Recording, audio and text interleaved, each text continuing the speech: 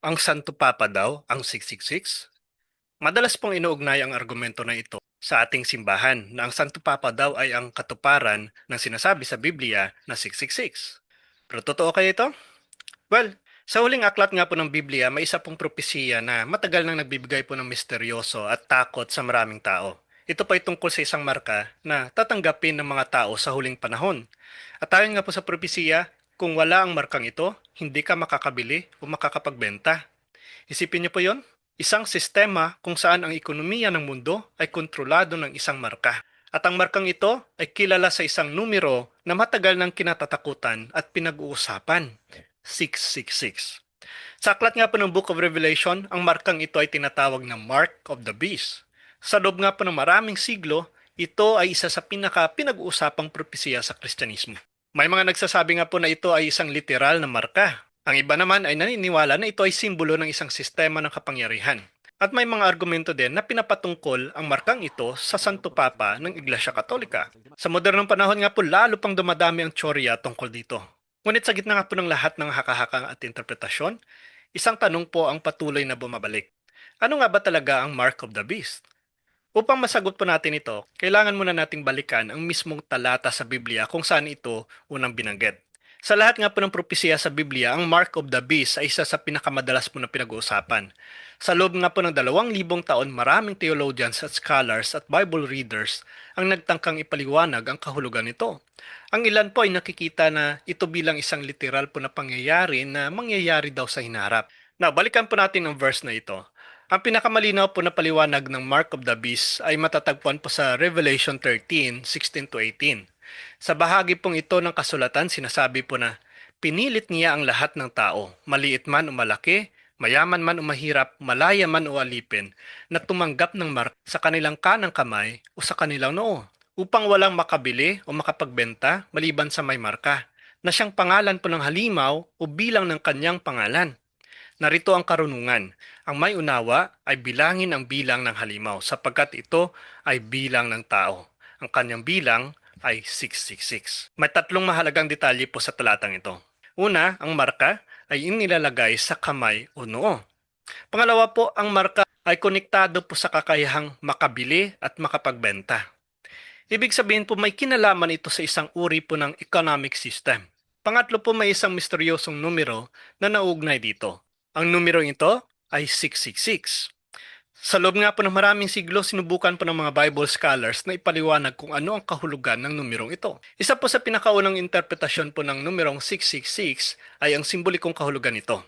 Sa Biblia po, ang number 7 ay madalas po na simbolo ng pagiging perpekto o kabanalan. Dahil dito po ang number 6 ay minsan na itinuturing na symbol ng kakulangan o imperfection. Kaya ang 666 po ay maaaring kumakatawan po sa sukdulang kakulangan o pag-aangkin ng kapangyarihan ng tao na walang Diyos. May isa pang interpretasyon na gumagamit ng isang sinaunang paraan po ng pagbibilang na tinatawag po na gematria. Sa gematria, ang mga letra po ay may katumbas na numero.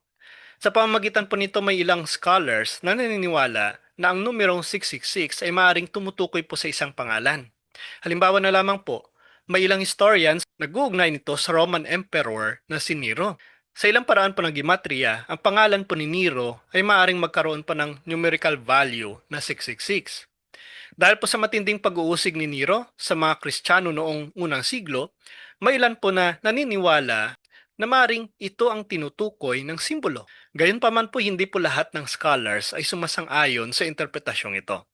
Para po sa iba, ang 666 ay hindi lamang po tumutukoy sa isang tao sa kasaysayan, kundi sa isang uri po ng kapangyarihan o sistema na lumalaban sa Diyos. Now, sa parehong kabanata po ng Book of Revelation, may isa pang mahalagang ideya na lumitaw. Ito po ay konsepto ng The Beast. Sa Revelation 13 po, inilalarawan ng isang kapangyarihan po na nagkakaroon ng impluensya sa buong mundo. Ang kapangyarihan pong ito ay magkakaroon ng otoridad sa maraming bansa at mamamayan. At sa ilalim po ng sistemang ito, ang marka po ay magiging bahagi ng kontrol sa ekonomiya. Dahil po dito, may ilang scholars na naniniwala na ang Mark of the Beast ay konektado sa isang global authority system. Isang sistema kung saan ang politika, ekonomiya, at kapangyarihan po ay magkakaugnay. Sa ilang interpretasyon po ang propesiya, ang sistemang ito ay maaari pong konektado sa paglitaw po ng isang leader na kilala bilang Antichrist. Ngunit tulad po ng maraming bahagi po ng prophecy, ang eksaktong detalye po ay nananatiling paksa ng debate at pag-aaral. Ang malinaw lamang po dito ay ang mark of the beast ay hindi lamang po isang numero. Ito po ay simbolo ng isang malaking laban sa pagitan po ng kapangyarihan ng mundo at ng katotohanan ng Diyos.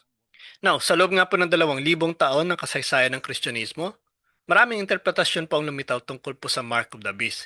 Isa po sa pinakaunang pananaw ay konektado po sa Roman Empire. Noong unang siglo nga po ang mga Kristiyano ay nabuhay po sa ilalim ng kapangyarihan po ng emperador ng Roma.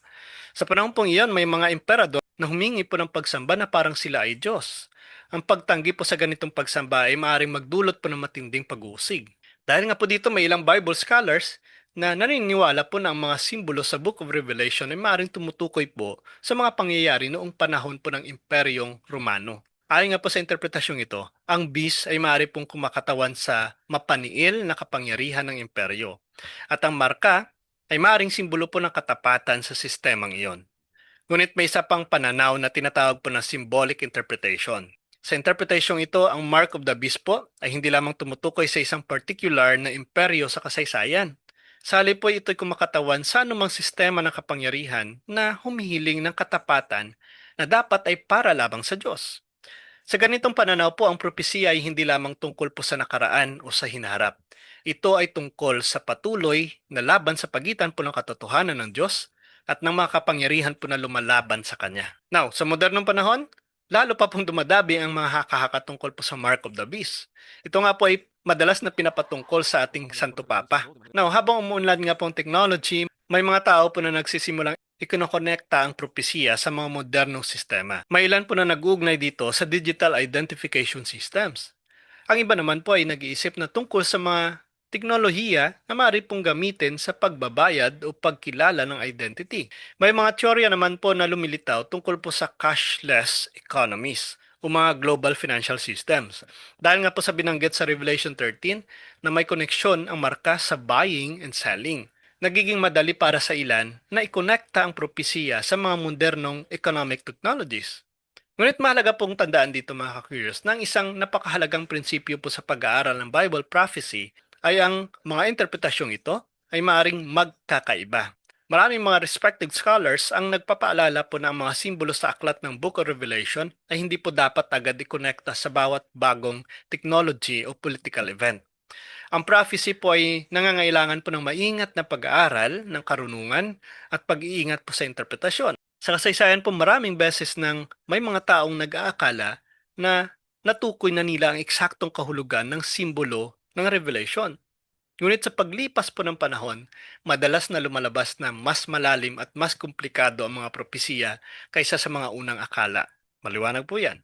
Kaya ka-curious sa gitna nga po ng lahat ng mga debate na ito at interpretasyon at mga argumento na madalas po ay isa lamang sa mga pagbibintang ng mga anti-katoliko, ay may isa pong mahalagang mensahe po ng propesiya na malinaw po sa ating mga mananampalataya na ang mark of the beast ay hindi lamang po isang mysterious symbol. Ito rin ay isang babala.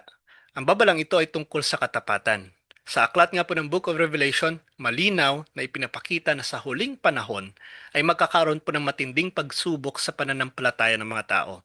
Magkakaroon ng kapangyarihan na maghihikayat sa mga tao na sumunod sa sistema ng mundo sa halip na sa Diyos. Dahil nga po dito, ang pinakamahalagang paghanda para sa mga Kristiyano ay hindi po paghula kung kailan mangyayari ang mga propesiya. Ang pinakamahalagang paghahanda ay ang pagiging tapat sa Diyos. Sa buong kasaysayan ng simbahan, maaring mananampalataya po ang naharap sa mga sitwasyon kung saan kailangan nilang pumili. Susunod ba sila sa kapangyarihan ng mundo o mananatili silang tapat sa Diyos kahit may kapalit na paghihirap? Ito po ang tunay na spiritual message ng propesiya. Sa uli po may isang tanong na mas mahalaga po kaysa sa lahat ng misteryo tungkol po sa numerong 666. Hindi lamang po ito tungkol sa kung ano po ang mark of the beast. Ang mas mahalagang tanong po dito ay, kanino ba talaga tayo sumusunod? Sa bawat panahon po kasi ng kasaysayan, ang mga tao po ay nahaharap sa mga pagpipili. Ang mga kapangyarihan sa mundo po ay maaaring mag-alok ng security, ng power at ng kayamanan. Ngunit ang tunay po na pananampalataya ay nasusubok kapag kailangan nating pumili kung sino ang ating susundin. Ang mga propesiya sa Biblia ay hindi ibinigay upang takutin po ang mga mananampalataya. Ito ay ibinigay upang ipaalala na ang Diyos ang may kontrol sa kasaysayan ng mundo. At kahit gaano pa kagulo ng mundo, ang katotohanan po ng Diyos ay mananatiling matatag. Kaya sa halip po na matakot sa mga simbolo ng prophecy, sa halip po na maniwala sa mga argumento na madalas isa lamang po sa mga pagbibintang sa ating simbahan, mas mahalaga pong pagtuunan ng pansin ang ating relasyon po sa Diyos. Dahil sa huli po, ang pinakamahalagang tanong ay hindi kung ano po ang mark of the beast, kundi kung kanino tayo tunay na sumusunod. Kung nakatulong po ang video na ito, please like and share. Ibahagi po natin ito. At suportahan po ang ating YouTube channel. Ang link po ay nasa description. Sa ngalan ng Ama, ng Anak at ng Espiritu Santo. Amen.